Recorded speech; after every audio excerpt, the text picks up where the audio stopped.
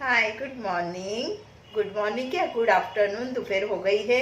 एक video upload कर दिया है मैंने, तो वो अपलोडिंग में सुबह से लगाया था ना, तो फिर मोबाइल का कुछ भी काम नहीं कर सकती थी। वीडियो अपलोड हो रहा था धीरे धीरे धीरे धीरे धीरे धीरे, पर हुआ तो मैंने सोचा चलो नेक्स्ट ब्लॉग शूट करने की तैयारी करते हैं।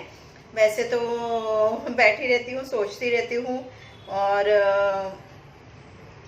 पर मैंने आज ना मेरे दिमाग में बहुत ऐसा ख्याल आया कि जेंट्स जो लड़के हैं या उनके फैमिली है, पता नहीं कभी कोई फैमिली में रहता है, कभी नहीं भी रहता है।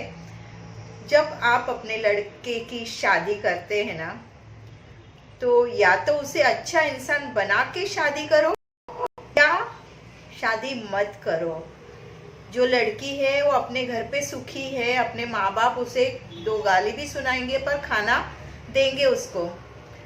एक बार लड़की की शादी हो जाती है ना, तो वो ना घर की ना घाट की ऐसी हो जाती है। एक बार अगर जब लड़की की शादी हो गई तो वो ससुराल चली जाती है, और ससुराल में अगर हस्बैंड उसका ना काम करने वाला हो, ड्रिंकर हो, सिगरेट फूकने वाला हो, तो वो बेचारी जाएगी तो कहाँ जाएगी। माँ बाप ने तो अपना पत्ता झाड़ देते हैं कि भाई शादी हो गई, अब आप अपना भुगतो। तो वो लड़की कितना भुगतेगी। और उसके बाद अगर बच्चे हो जाते हैं तो बच्चों की जवाबदारी वो कैसे उठाएगी, पता नहीं। जेंट्स लोग तो अपनी गलत आदतों की वजह से जल्दी भी ऊपर पहुंच जाते हैं, तो सारा ऑर्गन्स सब फेल कर डालते हैं शरीर के और ऊपर पहुंच जाते। पर उसके बाद उनकी बीवियां करेगी क्या करेगी बताओ। और वो भी पूरी जवाबदारी उनके सर पे, ऊपर से बच्चे भी हैं, उनको भी पालना है। बच्चे छोटे हैं, बच्चे को कैसे बड़ा करना और कैसे क्या करना, ये सब भी जवाबदारी उनके सर पे आ जाती है। तो या तो लोग सुधर जाओ या फिर ना शादियां मत करो। ये भगवान ने भी किस तरह का रूल बनाया है कि लड़की शादी करके दूसरे के घर पे जाती है। एक तो मुझे ये वाला रूल बिल्कुल भी पसंद नहीं आया, बिल्कुल भी अच्छा नहीं लगा। या तो फिर दुनिया में शादी ऐसा चीज ही नहीं होना चाहिए, लड़के अपने घर रहे, लड़कियां अपने घर रहे। क्योंकि बाद की परेशानियां, आप लोग जानते हो मेरा ब्यूटी पार्लर है, यहाँ पे मुझे सारी लेडीज लोगों के साथ ही डील करना पड़ता है। और एक एक लेडीज अपने दुखड़े सुनाती है ना, तो बाप रे, ऐसा लगता है कि हे भगवान। तो मेरी आप सभी से गुजारिश है कि जो भी है अपने बच्चों को अच्छे से पढ़ाई लिखाई कराओ और उनको अपने पैरों पे खड़ा करो। अपनी लड़कियों को उनको अपने पैरों पे खड़ा करो, ताकि वो किसी की मोहताज ना रहे और टाइम आते उसको दो रोटी के लिए भी परेशान ना होना पड़े, बस। और हर लेडीज से मेरी गुजारिश है, हर लड़की से मेरी गुजारिश है, जब आप हो गए 11वीं 12वीं में आने लगे, आप लोग भी साइड पे कमाना शुरू करो। छोटे से छोटा क्या क्यों ना हो, 4 घंटा भी अपनी लाइफ का निकाल के कुछ भी काम करना शुरू करो, कहीं भी जॉब करो, कहीं भी, अपने पैरों पे खड़ा रहना सीखो। आप लोग बोलोगे क्या बड़बड़ कर रही है, ये मेरे दिल की जो भड़ास है ना वो निकल रही है। मुझे बहुत, आप मुझे जानते हो, मैं हूँ इमोशनल फुल। मुझे दूसरों का दुख देख के ना नहीं सहन होता है, मुझसे सहन नहीं होता है।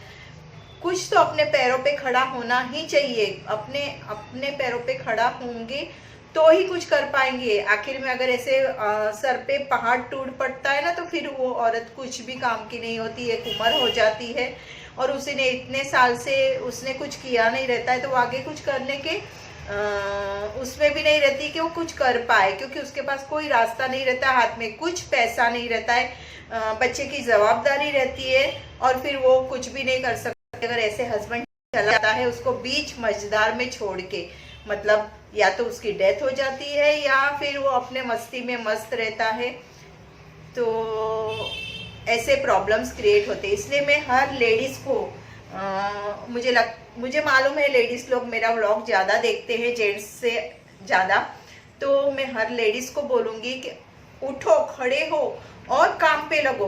कोई काम छोटा बड़ा नहीं है, काम पे लगो। बोलते भी मुझे कैसा कैसा हो रहा है एकदम से। मैं मेरी स्टोरी बताती हूँ। मैं जब पार्लर मैंने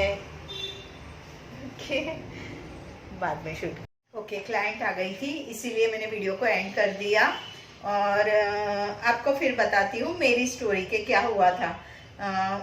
जब मेरी शादी के पहले, हाँ मेरी शादी के पहले जय का क्या हुआ था। जय कुवैत में थे, कुवैत हॉलीडे इन में मैनेजर थे। पर जब वो पूरा कुवैत को अटैक कर दिया तालिबानी लोगों ने या अफगानिस्तान ने, पता नहीं, पूरा उस पे देखिए अक्षय कुमार की पूरी मूवी बनी है। तो जय ना उस टाइम पे वहाँ से अपना सिर्फ पासपोर्ट लेके भागे थे। सारे सब लोग भाग गए थे क्योंकि सारा कैप्चर कर दिया था, उनका होटल भी कैप्चर कर दिया था। तो उन्होंने धावा बोल दिया था, तो वहाँ से भागे थे। 8 दिन बिना कुछ खाए पिए जंगलों के रास्ते से एयरपोर्ट पहुंचे थे। आप अक्षय कुमार का वो मूवी देखिएगा, जिस तरह वो मूवी में हुआ है ये हकीकत जय के साथ हुई है। तो उसके बाद ना जब हमारी शादी हुई, उसके बाद ना ये गए दूसरी जगह गए, अबू धाबी गए। वहाँ पे शिप पे गए। तो मेरे लिए तो कुछ शिप पे तो मैं पॉसिबल नहीं था मेरा रहना। तो जब शादी की थी तब बोले थे कि मैं आपको लेके जाऊंगा साथ में, पर लेके जा नहीं सके मुझे क्योंकि वो शिप पे उनको जॉब लगी। तो फिर मैंने सोचा मैं करूँ तो क्या करूँ। फिर 1 साल के बाद फिर ये रिटर्न आए। फिर उनको रिटर्न आए और उनको तब उनके हाथ में जॉब नहीं था। हमने सोचा शिप पे जाना, डर डर के जीना, तो उससे अच्छा नहीं जाते हैं। ऐसा करके हमने डिसीजन लिया कि अब बाहर नहीं जाएंगे। उस वक्त मैंने सोचा कि अब मुझे कुछ करना चाहिए। और उसके पहले तो मैं शादी के पहले भी अपना पार्लर चलाती थी और पढ़ाई मैंने LLB की है, लेकिन प्रैक्टिस नहीं की थी। और उस वक्त मुझे दिमाग में आया भी नहीं कि मैं LLB की प्रैक्टिस करूं। तो मैंने थोड़ा बहुत मेरा पार्लर का तो मैंने चालू रखा था। पर फिर जय को फिर से जॉब आया बाहर गांव का और ये चले गए। अतिथि तकरीबन 1.5 साल की 2 साल की थी। तो ऐसे ही दिवाली में एक बार मैं मम्मी के यहाँ आई थी। तो मैंने सोचा कि मम्मी मुझे कुछ करना चाहिए, ऐसे बैठ के नहीं चलेगा। तो फिर मैंने एक शॉप रेंट पे ली। और देखिए दिवाली में हमारी फुल सीजन रहती है, लेकिन ये दिवाली के बाद की बात है। फिर भी हिम्मत करके मैंने एक शॉप रेंट पे ली। तब मुझे ये पता नहीं था मैं रेंट कैसे भरूंगी, तब तो रेंट बहुत कम था। पर फिर भी मुझे ये पता नहीं था मैं रेंट कैसे भरूंगी। मुझे डर लगता था कि मैं रेंट भर पाऊंगी कि नहीं। पर फिर भी मैंने हिम्मत की। उस टाइम अगर मैं हिम्मत नहीं करती तो आज मेरा खुद का पार्लर नहीं होता। तो ये मैं एक मोटिवेशनल टॉक आपके लिए वीडियो तैयार कर रही हूँ कि आज मेरा पार्लर इसी वजह से है कि मैं उस टाइम पे रेंट पे मैंने हिम्मत दिखाई। मैंने हिम्मत दिखा के और अपना पार्लर चालू किया। मुझे बहुत डर लग रहा था, इतना डर लग रहा था कि मैं रेंट भर पाऊंगी कि नहीं। पर पहले ही दिन मेरे पास ना रेंट के पैसे निकल गए और एक क्लास को नई स्टूडेंट आ गई। उसकी फीस मैंने 3000 रुपये ली। तो मेरा रेंट का प्रॉब्लम और लाइट बिल का प्रॉब्लम तो पहले दिन ही सॉल्व हो गया। तो भगवान देने वाला ना, भगवान बैठा हुआ है। आपको सिर्फ हिम्मत करनी है। ये सब मैं लेडीज लोगों के लिए बोल रही हूँ कि आप लोगों को सिर्फ हिम्मत करनी और खड़े होना है। तो ये तो कुछ थी मेरी स्टोरी। और उसके बाद रेंट का पार्लर तो फिर मैंने 2 साल ही रेंट का पार्लर चलाया और उसके बाद मैंने अपना खुद का शॉप ओपन किया। और वो रेंट का पार्लर भी ना उसने भी मुझे ना दिवाली के वक्त खाली करने को लगाया। उसको दूसरा कोई मिल गया। मैं बोल रही थी उसको कि देती हूँ, पर मुझे अभी दिवाली का सीजन अटेंड करने दे। पर उसको नहीं। दिमाग में, लोगों के दिमाग में कभी क्या आता है ना, जलस वृत्ति भी आती है। कोई ज्यादा कमाता है तो उनको जलस भी फील होता है। तो उसकी वजह से उसने मुझे दिवाली पे खाली करने को लगाया। और मैंने पूरी दिवाली बैठ के वो पूरी सीजन को वेस्ट किया, क्योंकि मुझे पता था मेरा दिवाली में कितना बिजनेस होने वाला था। पर वो सीजन गई। उस बीच में जब मैं वहाँ पे रेंट पे थी ना, मैंने यहाँ पे अपना शॉप ले लिया था। पर मेरा शॉप बन रहा था, अभी बिल्डिंग पूरा तैयार नहीं हुआ था। तो लोन पे लिया था और सब कुछ हो गया, सब कुछ हो जाता है। हमें सिर्फ मेहनत करनी है, बस हमें सिर्फ स्टार्ट करना है। मैं कुछ एक बिजनेस आपको बताती हूँ जो लेडीज कर सकती है। जैसे आप लोग घर में ट्यूशन्स ले सकते हो। हाँ, सबसे पहले तो अगर आपको कोई मिलता है तो आप बैठे बिठाए घर में ट्यूशन्स ले सकते हो, घर में प्ले स्कूल स्टार्ट कर सकते हो, घर में आप कोई भी क्लासेस शुरू कर सकते हो, या फिर आप कोई होटल या किधर जाके या टिफिन सर्विस स्टार्ट कर सकते हो घर में। जैसे रोटी सब्जी डब्बा ये स्टार्ट कर सकते हो। या आप तो छोटा बिजनेस, कोई बिजनेस करने में शर्म नहीं करने की। आप थोड़ा सा घर से वड़ा पाव बना के थैली में लेके निकलो और जहाँ पे मार्केट है वहाँ पे आप सेल करके आओ। शाम तक आप 400-500 रुपया कमा के लेके आ ही सकते हो 2 घंटे में।